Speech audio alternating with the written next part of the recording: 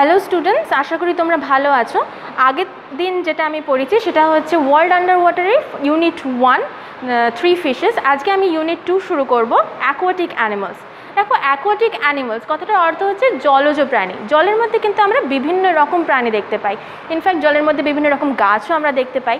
তোমরা এই ছবিটা লক্ষ্য করলে দেখতে পাবে এখানে বিভিন্ন রকম মাছ রয়েছে। দেখো, অক্টোপাস রয়েছে, সি হর্স রয়েছে, জেলিফিশ রয়েছে, এখানে একটা ছোট স্টার ফিশ রয়েছে, সব রকম অনেক কিছু। এছাড়া বড় মাছ, ছোট্ট ছোট্ট অনেকগুলো মাছ, সব কিছু রয়েছে। এছাড়া দেখো, জলের মধ্যে বিভিন্ন রকম গাছও রয়েছে।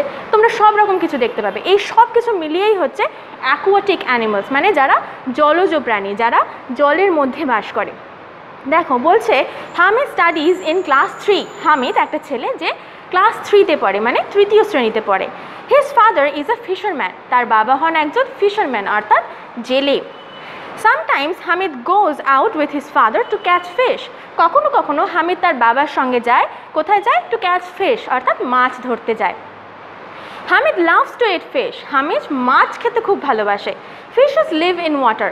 মাছেরা জলে বাস করে। আমরা সবাই জানি মাছেরা অবশ্যই জলে বাস করে। They are aquatic animals. তারা হয় জলজ প্রাণী।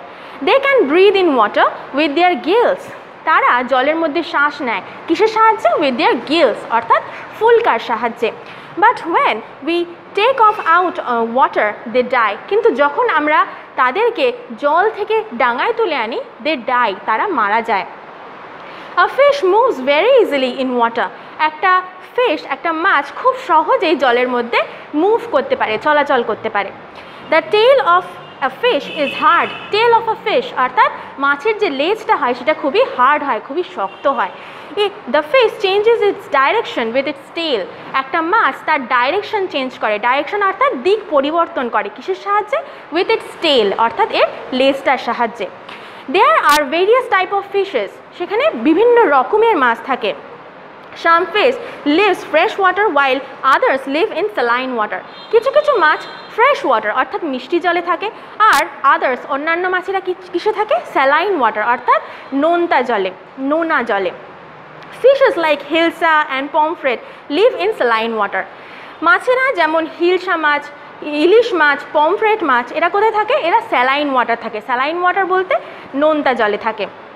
দে migrate to sweet water to lay eggs. তারা ভেসে আসে সুইট ওয়াটার, অর্থাৎ নদীর জলে, মিষ্টির জলে ভেসে আসে কিসের জন্য? টু লে এগস, ডিম পাড়ার জন্য।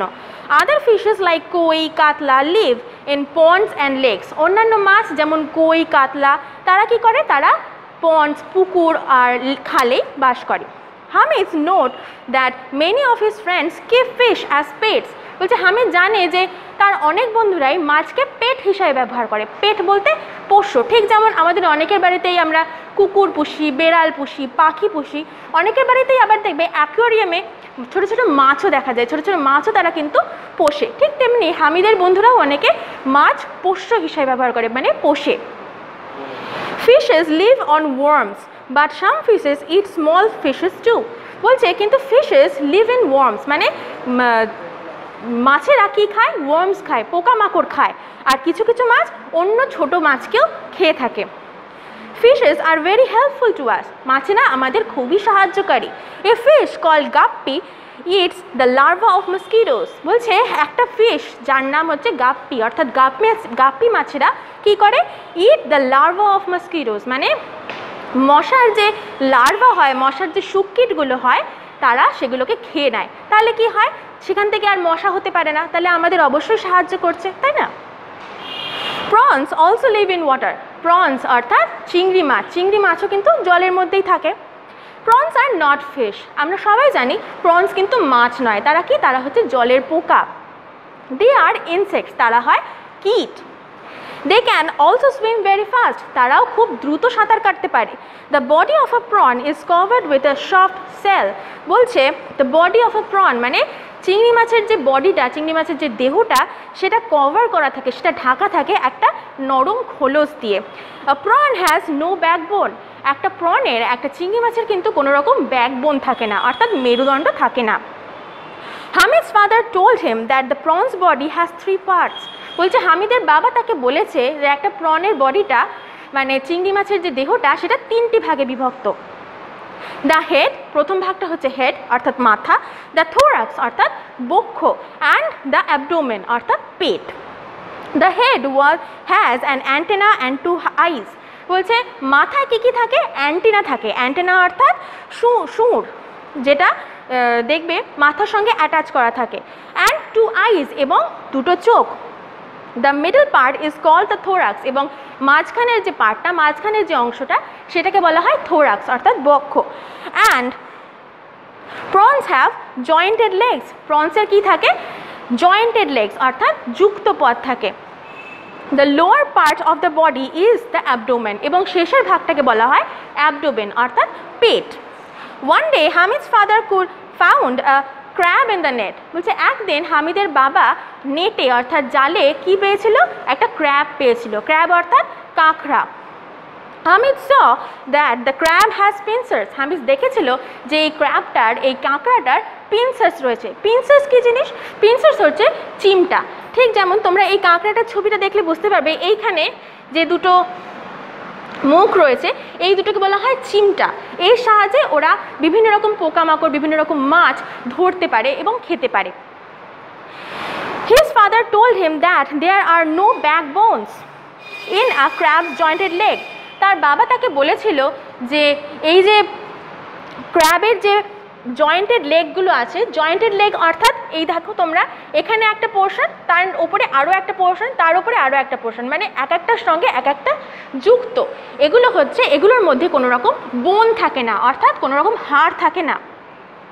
Hamid saw that the jointed legs have heard outer covers. বলছে হামিদ দেখেছিল যে এই যে যুক্ত পদগুলি রয়েছে, এই যুক্ত পাগুলি কিন্তু শক্ত একটা খোলস দিয়ে কভার করা থাকে, ঢাকা থাকে। When the rains come, Hamid heard the croaking of frogs. যখন বৃষ্টি আসে তখন হামিদ শুনতে পায় দ্য ক্রকিং অফ ফ্রগস অর্থাৎ ব্যাঙের ডাক। ওয়ান ডে, একদিন, a frog came into their house. একটা ফ্রগ, একটা ব্যাঙ তাদের বাড়িতে চলে এসেছিল। Hamid caught the frog. Hamid সেই ফ্রগটাকে ধরেছিল অর্থাৎ ব্যাঙটাকে ধরেছিল। The frog was looking at him with its big eyes. বলছে হামিদ সেই ব্যাঙটাকে ধরেছিল আর কি করেছিল? সেই ব্যাঙটা তার দিকে তাকিয়েছিল with its big red eyes, তার বড় বড় লাল চোখ দিয়ে তার দিকে তাকিয়েছিল। Hamid saw that the skin of the frog was rough and moist. Hamid দেখেছিল যে সেই ব্যাঙটার স্কিনটা, ব্যাঙটার যে চামড়াটা, সেটা কী ছিল? খুবই রাফ মানে রুক্ষ, অ্যান্ড ময়েস্ট এবং আর্দ্র অর্থাৎ ভিজে। Its hind legs are always folded. বলছে এর পেছনের পাগুলো সবসময় ফোল্ডেড থাকে মানে ভাঁজ করা থাকে। তোমরা পাশে যে ব্যাঙের ছবিটা রয়েছে সেটা দেখলে বুঝতে পারবে যে পেছনের যে পাগুলো রয়েছে, ব্যাঙের পেছনের যে পা, সেগুলো অলওয়েজ ফোল্ডেড অর্থাৎ ভাঁজ করা থাকে। সামনের পাগুলো কিন্তু নয়, এইটা ভাঁজ করা। His father told him that the folded leg helped the frog to jump. তার বাবা তাকে বলেছিল যে এই যে ভাঁজ করা পাগুলো, সেগুলো তাকে লাফাতে সাহায্য করে। The front legs are small. এই ফ্রন্ট লেগগুলো অর্থাৎ সামনের পাগুলো তুলনামূলক দেখো পেছনের পাগুলোর থেকে কিন্তু স্মল অর্থাৎ ছোট। He also saw that the frog has toes. বলছে সে আরও দেখেছিল যে এই ফ্রগটার, এই ব্যাঙটার কিন্তু টোজ রয়েছে মানে পায়ের আঙুল রয়েছে, লাইক হিম, তারই মতো।